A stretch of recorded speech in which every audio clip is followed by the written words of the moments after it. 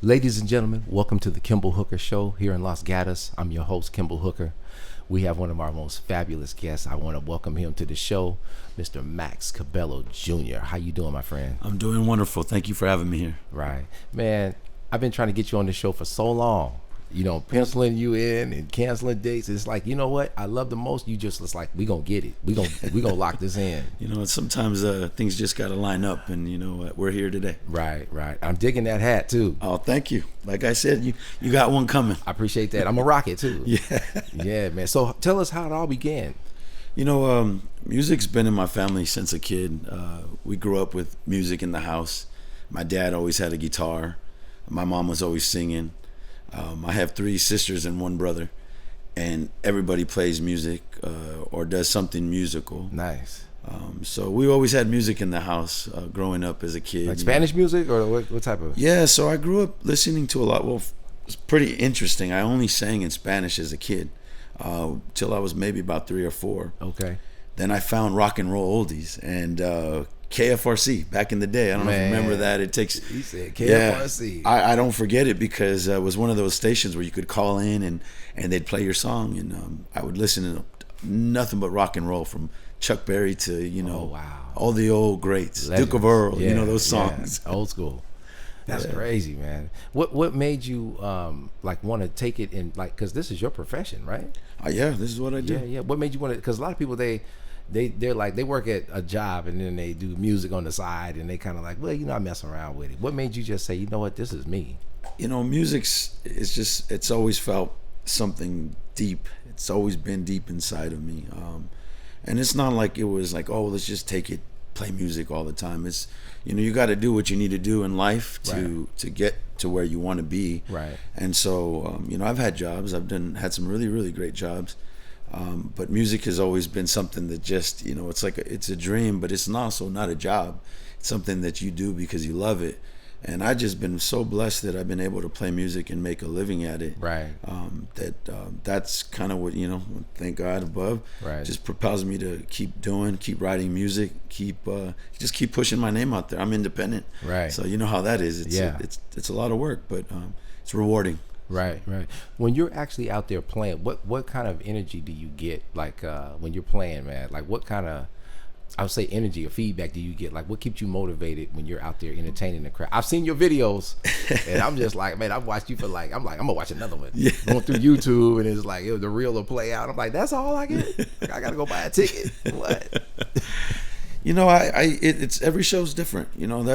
I learned to take every show as it is. But one thing my mom always told me was, it doesn't matter if there's 100 people out there or 1 person out there. You play like you play with all your heart, and you just leave it out there. Yeah. And I've always taken that with me. So every show, I've done all kinds of shows. I've opened up for Earth, Wind and Fire. There was like 100,000 people in Birmingham. I've done shows with B.B. King. I've done the smallest of shows.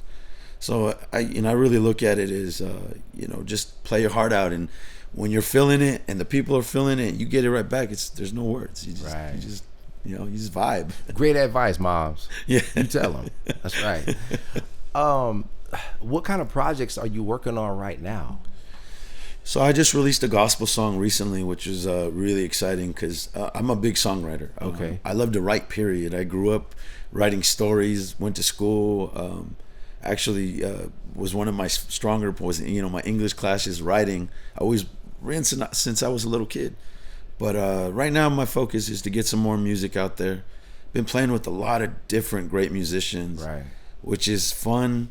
But I'd like to bring it all back and maybe form somewhat of a solid group. Okay. I've never had that. Like growing up playing music, I was already propelled playing with a lot of cats that were way out of my caliber, but a lot of people gave me an opportunity, put me under their wings, and gave me a chance. So never really had that chance to kind of bond with band members. I did that for a little while. We had a really good group going, and then things just happen in life. So people go different ways, and that's why I've always had my name Maxx Cabello Jr. as my band name, because my band can't break up. You Right. know, It's you. It's me, exactly. Right. So. You play with one of my friends though, Dennis Dove. Oh, of course, Dennis. That's my boy right there. And his brother. You know. Oh yeah. Myron too. Yeah, Myron too. Yeah, for sure. Right when I saw you playing with those two, I was like, oh, I'm gonna like him. Yeah. That's my boy right there. That's it. You know, when you surround yourself with quality musicians that love the music for what it is, Yeah. it just really it elevates you. Right. And I think for me, that's kind of what I'm searching for right now, is just trying to get back to that level, because I feel like I'm right here, but I know I can go 10 more notches up. Right. So when you said I want to touch on that a little bit. So when you said gospel, is it like a blues gospel? Is it? You know, I say gospel. The song is called "God Is Good." Okay. I write a lot of music. I don't ever really just sit down and say I'm gonna write a blues song. I'm gonna write a pop song. It's never been like that. Matter of fact, I got about 90 songs that are not done, because I've always had this. Maybe I don't know if it's the best work ethic when writing, but it's real. Okay. I kind of let things just happen. Right. And I wait for those. So that song "God Is Good," it was something I had been writing for a long time, and just happened one day. Me and my buddy were messing around at the house, Mikey Day. And I had this line, and Love Mikey Day. Yeah, shout out to Mikey Day. Shout out to Mikey Day. And I heard this line, it's just "God is good, patient is He, God is good, all these blessings for me, God is good."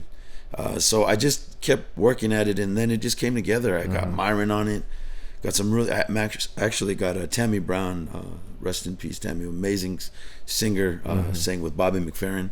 Nice. And it just kind of happened, and so the song came together. I put it out. And just recently, Journal of Gospel Music wrote an article on it. And again, I was really happy, because I'm independent. I just put my heart into it, and just pray and wish for the best. And, things seem to find their way. That's what's up. That's what's up. Tell me, we're going to skip around a little bit, but I just want to ask you, what are some of the worst gigs that you've ever had? That I know you guys some right, like some of the, it's like, oh my God, I can't believe this, really. Man, I've had so many, but I think with every gig you take something from it, right? And I always try to be positive, because there's a lot of gigs, we're musicians, you don't always get that fancy hotel, so growing up, when my first tours, I used to sleep on a dresser. Oh wow! I used to sleep on bunk beds that were like this, Wow. just hard, no mattress, nothing.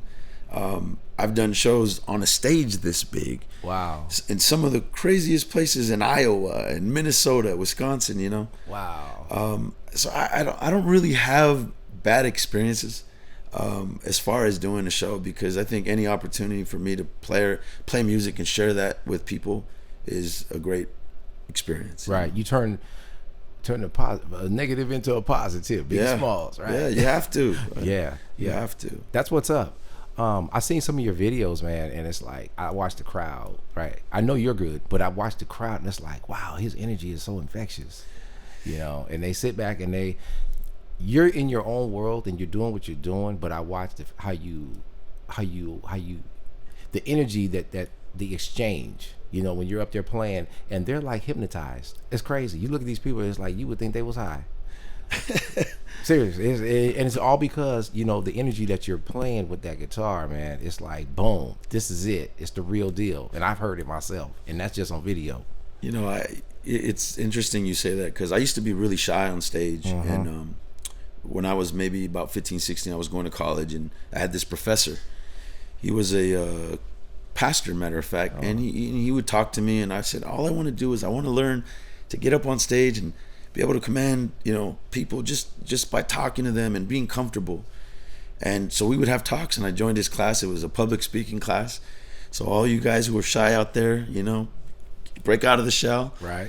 It was a great class, and it really just kind of opened up my eyes to calming down a little bit and being able to talk to people on their level. Like, I've talked to some really high influential people, and I've talked to the lowest people. You just learn to talk to people just like people, respect and love, and you can communicate. Who were some of the people that you admired growing up, like your influences? Those are so many. Obviously my mom and dad, right, on that kind of level.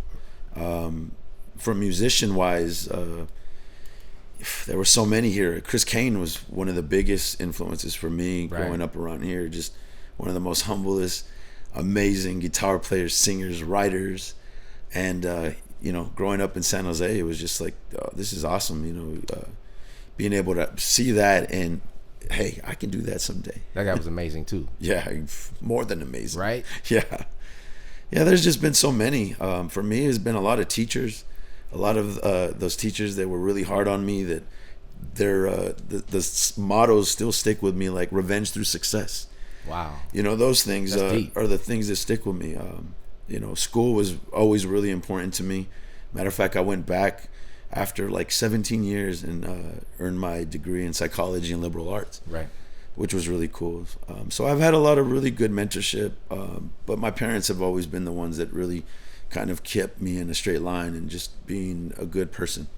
That's big. You know, I have to say, a lot of times, you know, young people, they want to do music, right? And they're like, oh, you know, you can't make a living at that. You can't do that. You know, you gotta be real lucky to do that. You know, but then you get some parents that are supportive. It's like, you know what? I want you to do it because it makes you happy. Yep. And when you're happy, other doors other opportunities come and other doors open as well too. It doesn't have to be like you're going to turn into this super huge pop star, but just the fact that you found something that makes you happy, it's like, wow, I could do this, I could do that. Yep. I'm that guy. Yeah, no, that's, you know, what you said right now is again, it really resonates, because, you know, people come to me and, oh, when are you going to make it? When are you going to make it? No, I already made it. Right. So what's making it to you? Making it is it this big old fancy house, $1 million? What is it? I don't. It's not money. I've got, because of that guitar and this voice, I've been able to travel to the Virgin Islands, Mexico City, Right. almost everywhere in the United States. Right. And honestly, that's what's making it. Right. Right. So to me, that's, you know, I just, you do what you love. If you know, hopefully your parents, you know, supportive of it. My parents have always been very supportive of music, Right. And realistic too, though. You know, you got to be real with yourself, Right. So be smart, you know. For sure. I'm just gonna ask, where can you be found, like online? Where can people go and see you? Like, is there a website where you can be found? Yeah, so MaxxCabelloJr.com, MaxxedOutMusic.com, TattoosandBlues.com. I like that. Yeah, we could talk more about that one later, but my Instagram, Facebook, Okay. So pretty much all the social. Just Google Maxx Cabello Jr. And everything will pop right up. Everything will pop right I up. love the fact that you're well branded, man. I'm serious. You put in, you don't even got to finish though. You type in your whole name. It's been years though, you know. Yeah, you put in the work. I've been at it since, you know, I think professionally since I was about 15 years old. Right.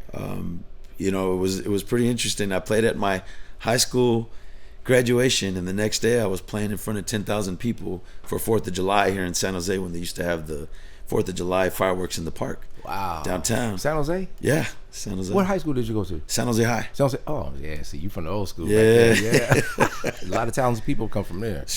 J.C. Smith, a lot of people from San Jose. Right, and you one of them. Thank Man, you put it down right there. But yeah, that's crazy. So you did your high school, was it a talent show, was it? It was my high school. So I graduated at 15, high school. I was in college at 15 through a program called Project Advance, which was one of the best things I could have done for my, you know, again, my mom just pushing me to do something good. And what that did for me was allowed me to follow my dreams and play music. Right. Because I graduated high school, was in college taking the classes, and I was just really disciplined, you know. Right. I always tell people, school's easy. They give you the answers. You just got to be disciplined. Read the book. Right. He said J.C. Smith. My mind, you just hit me with that. I'm like, J.C. Smith, I like that dude. Yeah, great guy. Yeah. So what do you see for yourself, like, coming up, any projects that you have? Oh, I've got a lot right now. I told you I got about 90 songs that that I really want to get done. Some I probably got about a good 40 that are 80% finished. Okay. So I want to get back in there. You know, I built the studio a few years back, kind of put it away for now, but I want to get back to it, like 100%. I love writing, so got a few songs that are in the works. There's a song called Close to Me that it's completely different. You know, I don't know if you really listen to a lot of the music I have, but it's left to right. You have soul, you have blues, rock, everything. I even have some Spanish music that I've been working on that I want to record with a mariachi group. Nice. So that's really right now is my goal, is to try to get back to writing so I can get on the road and start promoting the new album. But hopefully I get some new opportunities to open for some great people, or It's whatever coming. it may be. It's coming. I already know what's coming, man. We're going to be right back. We're going to take a short break. We're going to come back with my best friend right here, Mr. Maxx Cabello Jr., right here on the Kimball Hooker Show.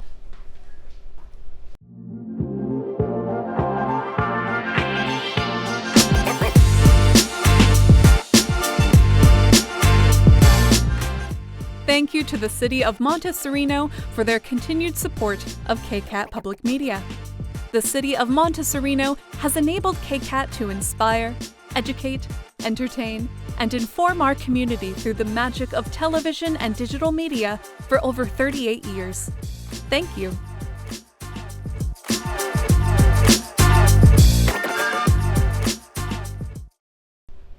Ladies and gentlemen, welcome back to the Kimball Hooker Show. I'm your host, Kimball Hooker, and we're going to dive right back in on part 2 of this here with Maxx Cabello Jr. Listen, man, you got so much going on right now. It's like I want to dive right in, but okay, so you got projects that are coming up, right? Yep. Those are blues projects. And you said you had a gospel album, right? Are there have you ever done any like work with other artists? You know, it's interesting you say that, because I haven't really. The only reason is because I'm pretty it's really sensitive. Music's real sensitive to me when it comes to writing and things like that. And so I'm kind of right now, I'm just kind of keeping it to myself. It's your baby. You know, yeah, exactly. It's my baby. But that's not to say that in the future, you know, maybe you'll see a guest spot or something. But it's nothing that I'm really thinking about right now. Yeah. I want to make my own name, right? And you know, see how far I can go with it.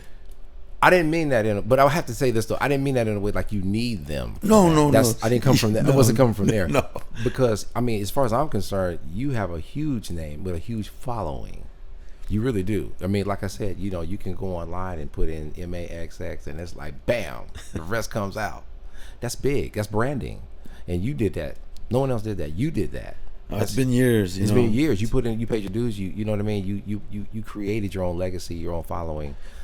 Well, we grew up in Silicon Valley, you know, so it's interesting you talk about that too, because we can go back, you know, to when I was 15, and I remember just kind of learning how music was and things, and sitting there I had friends that worked at Kinko's back in the day, so I'd go, I'd make my business cards, you know, things like that. That's where I learned to do Adobe, Photoshop, Illustrator at 3.0.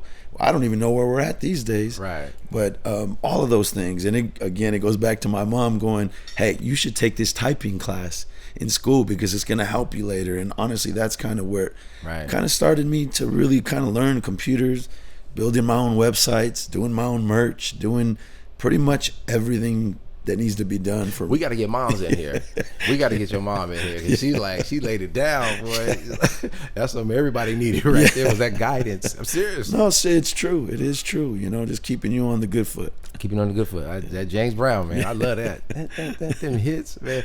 So who books you? Like, how do you go about getting all your gigs? So I do the same. I'm in Maxxed Out Music is my it's my umbrella for tattoos and blues, and Maxx Cabello Jr. So Maxxed Out Music does a lot of the bookings, but I also work with some agencies out of Sacramento, Mason Entertainment. But I'm non-exclusive, so anybody out there that's listening wants to book us in wherever, we're a plane ride away. Right. So do you normally play like with a 3-piece, 4-piece, or what do you try to limit it to?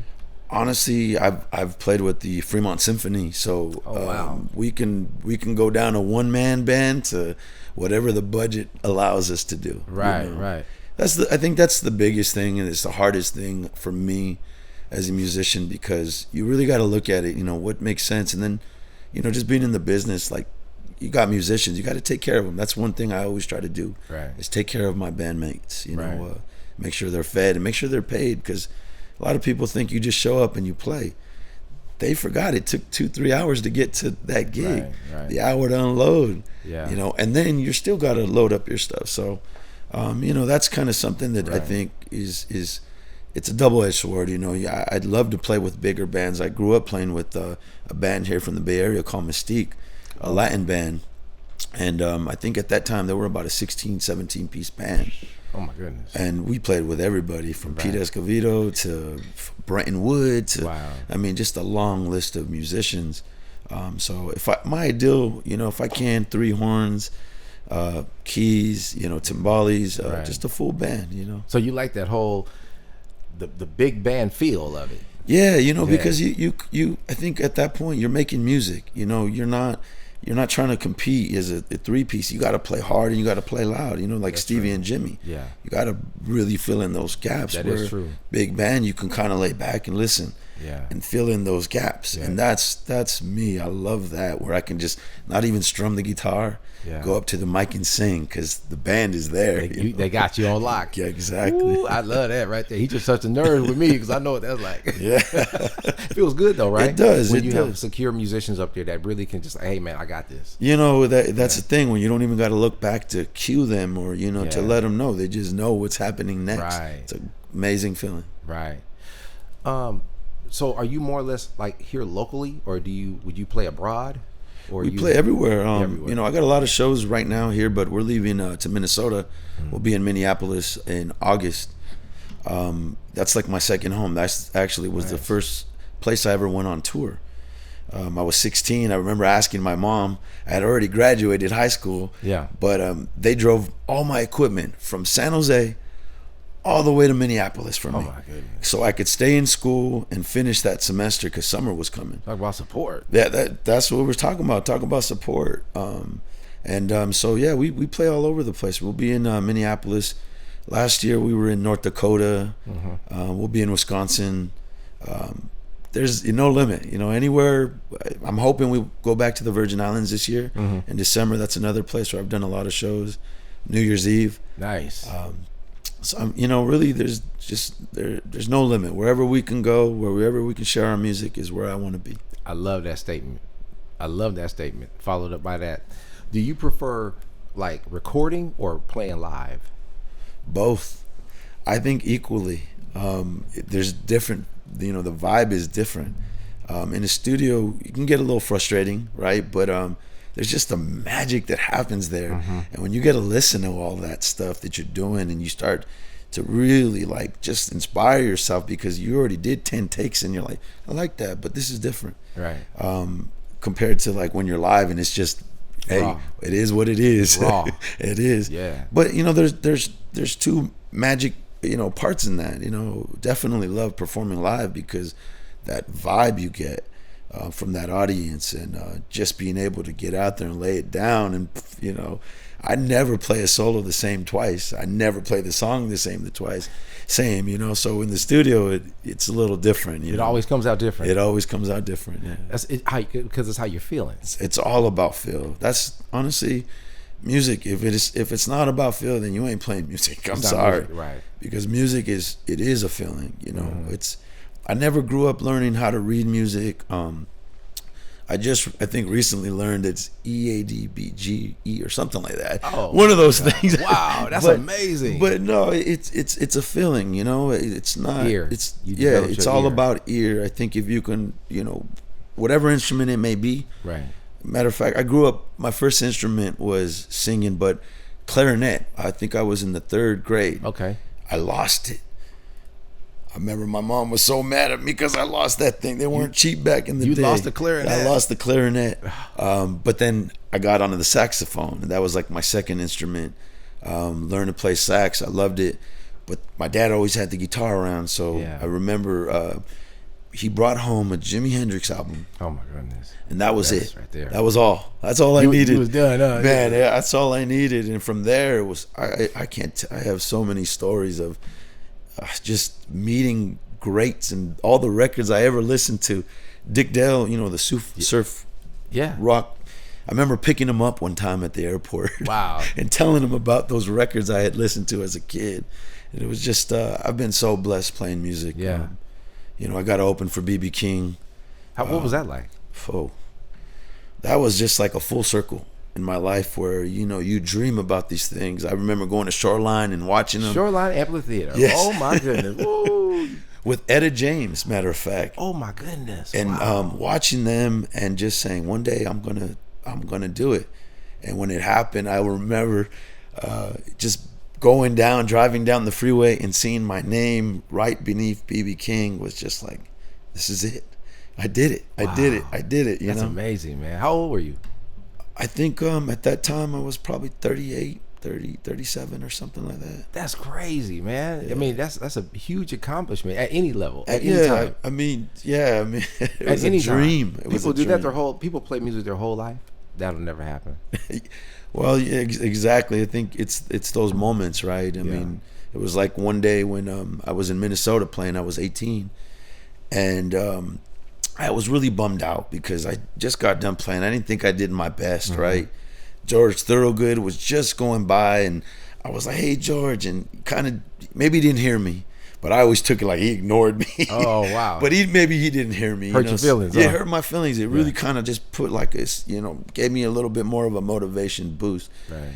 And I remember Dickie Betts from the Allman Brothers. Oh, right.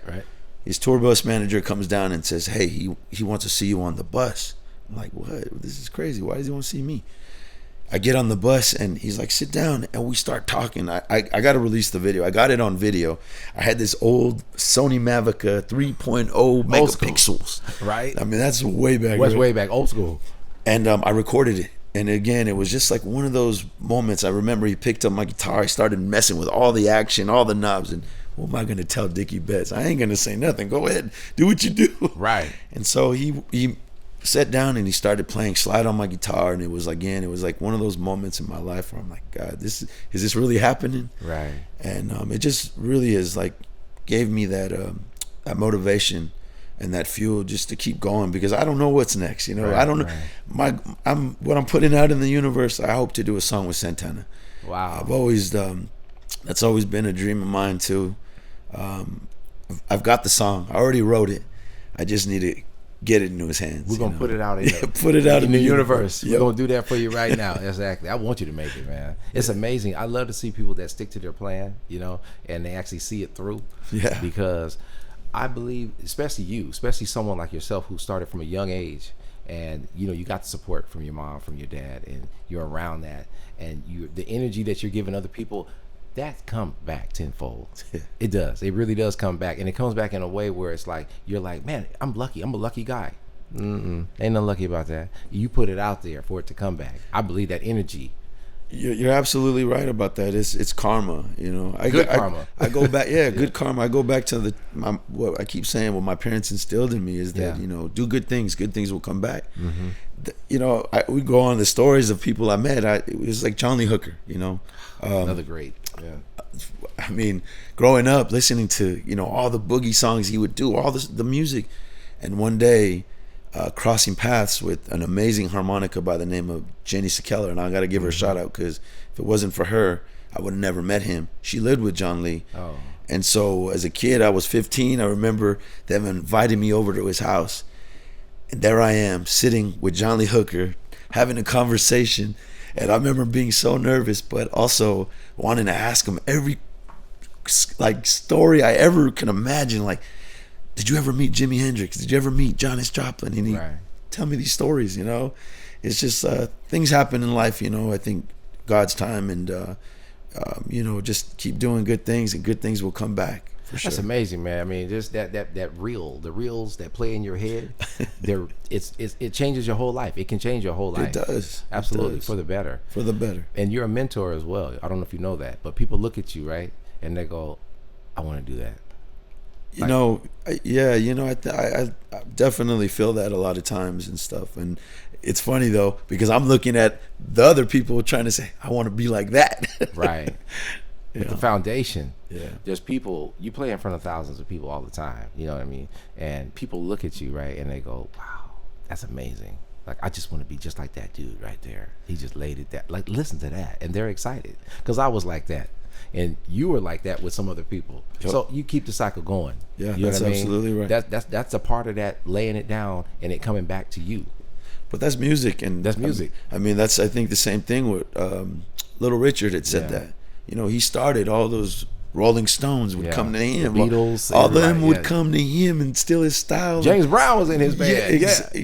Jimi Hendrix. Yes. So all of those people too, you know, and Yeah. what he said was, he didn't want nothing. He just wanted them to go back and give it back to the world. Right, right. And you know the funny thing about that is I love Little Richard, but to me he never got his props. He never got his just No, never. He was never. never celebrated. No. I mean, obviously he's a legend, but it's not like he was the go-to for what we know it to be. He's not. I mean, you look at Little Richard, and you look at there's so many other ones that people go to first, but doggone. You know what I mean? the foundation. He was the foundation. They don't give it to him like that. They don't, and it's sad. There's a lot of musicians like that, right? That's true. That's true. That get overlooked. Yeah. And you know, but that pass down is serious, man. Your body of work and your collection of work, it speaks for itself. The videos, you can't lie about that. I appreciate it. You know, it's there's a lot of music I'm still writing, but my first few albums, my very first cassette tape I ever recorded in Kimball, man, it takes me way back because did you put the pencil in there? Come on, man. we all did that. Okay. Piece of tape. I just want to know if it was just me. Nah, the eraser side too. Oh man, you talking right now? Yeah, you know, I don't know if you've heard Love and War album or Heartbreaker. Oh yeah. My latest Tattoos and Blues. Tattoos and Blues, right? Yeah, they all have something different. And again, like I don't sit down and try to write something. I really just try to write from my heart. Right. And I'm hoping that that's what people are receiving out there. I am. I know that when I heard you sing and play for the very first time, it was electric for me, you know, and I felt that like, okay, he's not just, oh, where's my check? No, it's like, no, this is me. Like, you gonna get this. You know what I mean? And that right there speaks volumes, because a lot of people, I see musicians sometimes and you could tell they're just not into it. It's almost like, I've been doing it so long, I don't care anymore. Yeah. That's a bad attitude to have. Yeah, that's interesting you say that too, because honestly, every opportunity I get, I'm coming off that stage drenched, because I'm gonna put You're it all still out excited. there. But you know what's interesting too is that sometimes I feel like I hold back a little bit, and I don't know. It's music's kind of interesting, you know. Like I said, I try to give it my best always, but sometimes you feel like maybe you don't want to be like I won't just go start playing behind my head or playing behind my back. I don't. That's more for show, right? I want to play music, but there is those times when you're out there and you're feeling it and you just throw it behind your head because you don't know what made you do it. Yeah. You know. Yeah. And that's the hard part, I think, but also the fun part is like, you know, definitely want to get out on stage and give it all I got every time. You know, I'm gonna piggyback off of that. I get what you just said though, because sometimes you can be on stage and you'll do something and like, man, what made you do that? I've never seen you do that before. And it's like, that's that electricity I was telling you about. And what happens is it just happens. You know what I mean? It could be a moment you're feeling. It could be something that's just like, you know what? I'm gonna jump off this stage and I'm gonna, you know, whatever, and put this guitar player on my back and start chucking this thing. You know, and that's where, you know, it's like you've arrived. Because a lot of people can't even do that. They can't do that. They see other people do it and they're like, man, I wish I could play like that. And when you're able to do that at your own command and get that crowd riled up, that's you. You've arrived. For sure. Yeah, man, it feels good when you can get out there and make people smile. And you know, I know in my heart I've been able to touch a lot of people with music. People, you know, maybe having a hard day at work or whatever it may be. You know, there's songs like "Keep on Pushing" that I've written. That, again, I'm not writing it for any specific reason, but if I can touch one person with that song, and that's why I keep writing, because I don't want someone to say, you know what, I don't like his music. I want them to say, I might not like all his music, but there is a song I really love. Right. And that's kind of what my goal is. That's big. This. Yeah. Even that's big. Yeah. Talk to us about your calendar. Yeah, I've got a lot of shows coming up.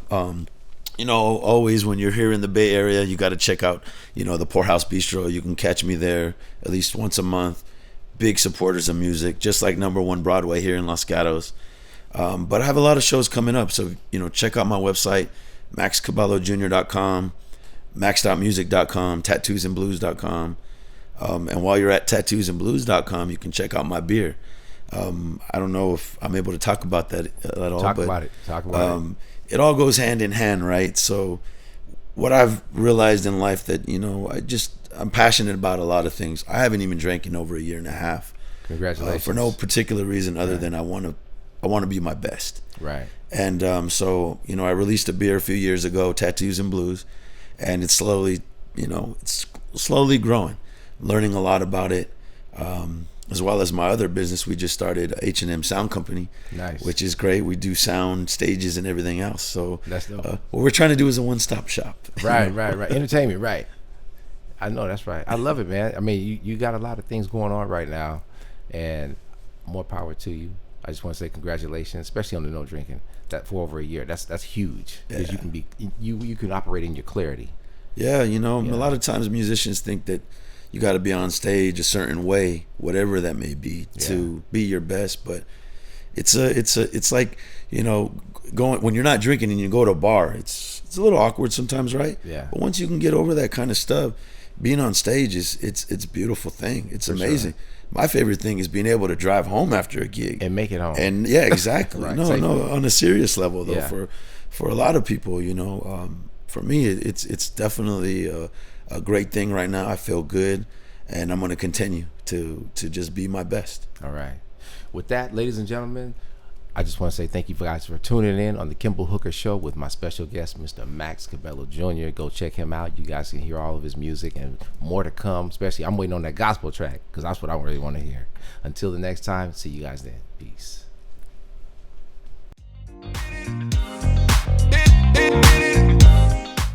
You just heard the Kimball Hooker Show here on KCAT Radio. Explore all our KCAT original programming at kcat.org/radio.